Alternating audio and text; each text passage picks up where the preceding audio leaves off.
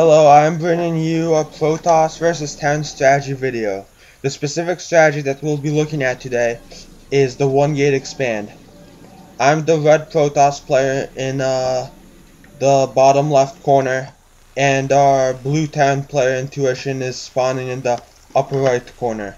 So we're just going to go into my vision so you can follow me and follow what I see. This build is a very economic build versus town opponents, and if you can pull it off, you will probably have an economic advantage. This is also good to counter some town builds like the 1-1-1 build or the 1-axe expand. So first I will be starting off with the 9 pylon, and then I'm going to go scout with my probe after building that pylon. Then we're gonna go out with a 13 gateway, since this is an economic build.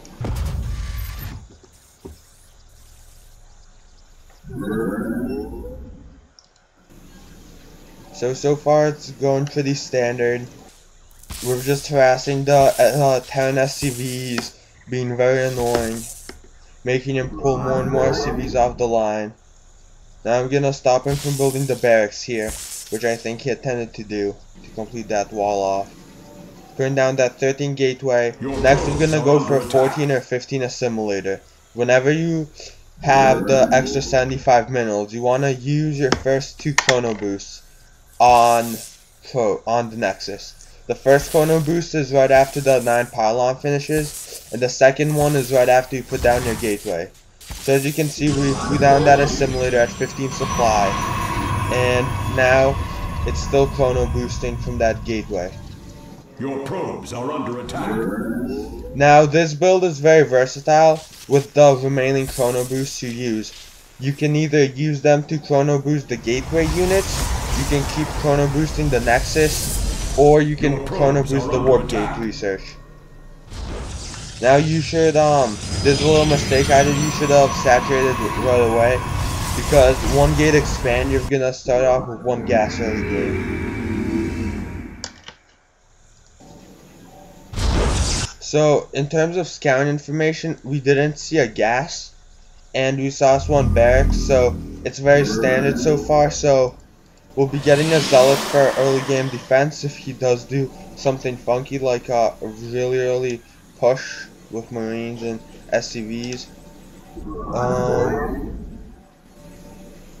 Still, I'm choosing to chrono boost probes because I didn't see any indication of the early push. You could chrono boost this first zealot out if you really wanted to. So far we've not gained the second gas because this is a very mineral heavy build with saving the 400 minerals for this nexus.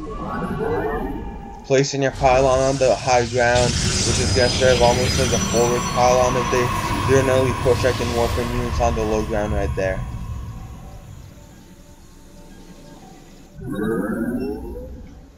Now I'm chrono boosting warp gate research because I do want it up a little bit quicker in case he does do an early push. And then as soon as this stalker comes out, I'm gonna scout. You could go sentry first if you have a really good idea what he's doing, but stalkers are really good early game to harass any marines he has, or to just scout because they're so fast. So now we got, going over that basic build order, we got a second pylon around 16 or 17 supply, and then we're going to follow it up with a cybernetics core as soon as the gateway's finished. And as soon as the cybernetics core is finished, we're going to begin that warp gate research. Then we're going to build a zealot stalker and start building a sentry, and when we have enough minerals, we're going to build a nexus. And of course, don't forget this 22 pylon so you don't get supply blocked. So what did we scout with the stalker? We saw this bunker wall. Now that's unfortunate because now we don't know what he's doing. But what we did see is no expansion. What this means is he's most likely not going for a 1-axe expand, or else he would probably bunker the low ground instead of the high ground.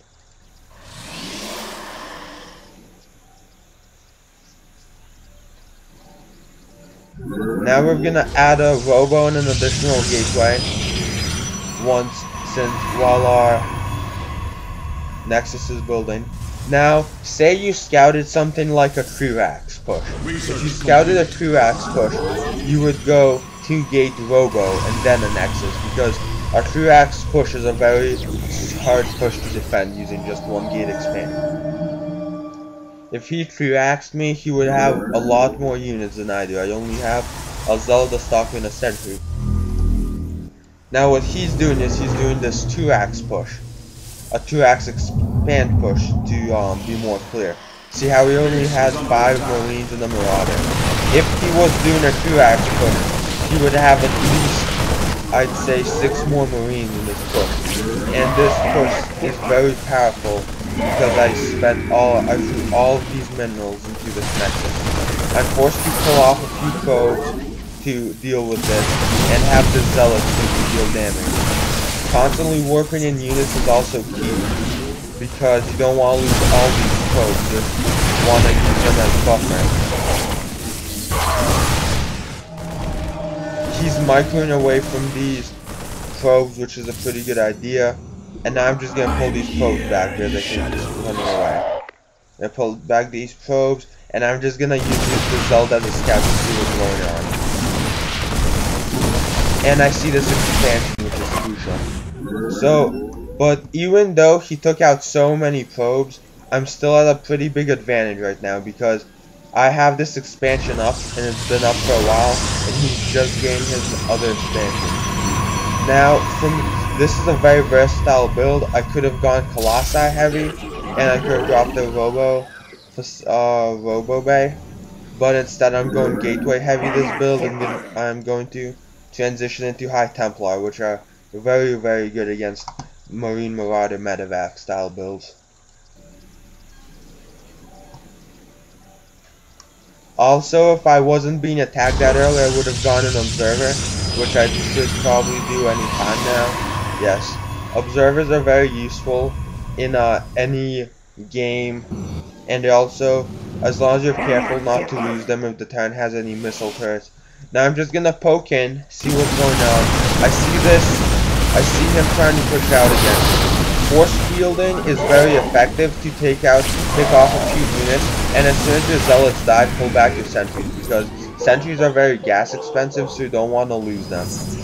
Warping in more Zealots in case he continued this push, but looks like he's pulling back as well, because we're both playing a pretty macro heavy game.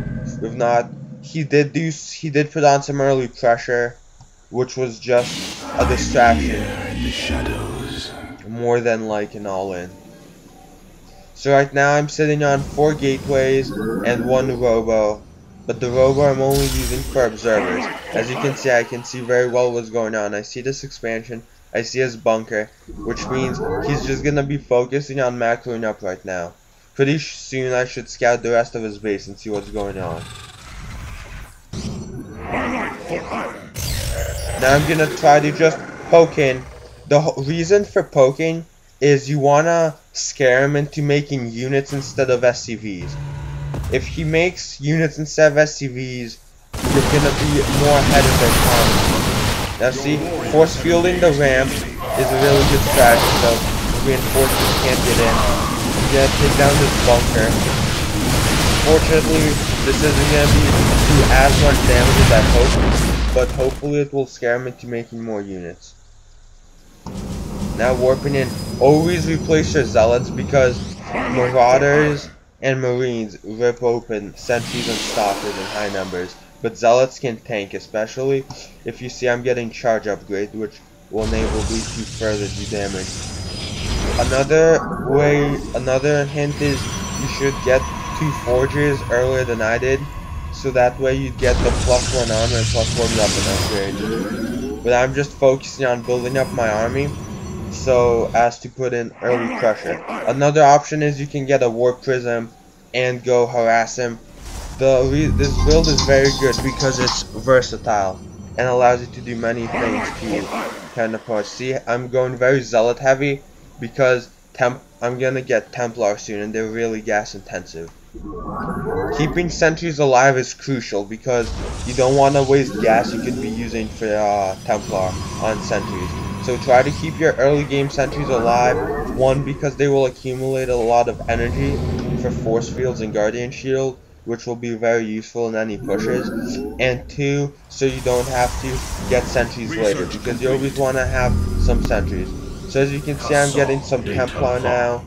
I'm gonna make one Archon initially, just in case he pushed out right now. You always want to be prepared, because as you can see, my storm isn't researching yet. The merging is complete. Now I'm researching and chrono boosting the storm. I'm gonna just move up here and sit here in case he does push me. Now, one thing you want to do is you want to build more observers and scout what's going on in his base. Because so far all I know is he has this expansion and he has this one barracks with a reactor. You want to see if he has factories or starports.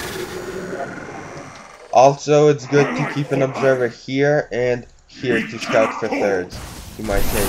Now I'm pushing force fielding again, getting a few free kills, then pulling back, because I don't want to engage in his choke since he probably has new bunkers here already.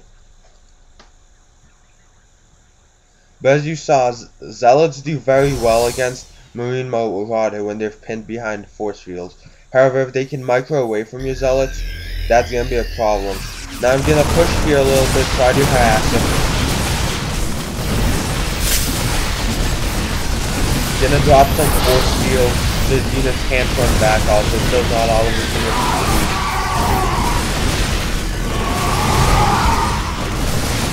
I do make some mistakes in this game because I am only a diamond level player. Maybe I didn't use the best force fields, but for example, I used those force fields to let my units get away. And now he's continuing this pressure, but I should be able to take care of this with my current army. One thing I did wrong was I didn't warp in while I was attacking. But now, as you can see, since I'm done with probe production, I'm pretty much fully saturated. I'm gonna drop more gateways. So now I'm sitting on 6 gateways. And as you can see, my gas is very low because using all these Templar. Right now I'm changing them into Archons without getting Storm. The merging is complete. But I will be saving this one Templar for Storm purposes later in the game. And now what you could do is what I'm doing is getting more gateways, because this is a very gas intensive build and it's not that marine intensive, so I can sit on like 9 gates and constantly warp in Templars and Zealots.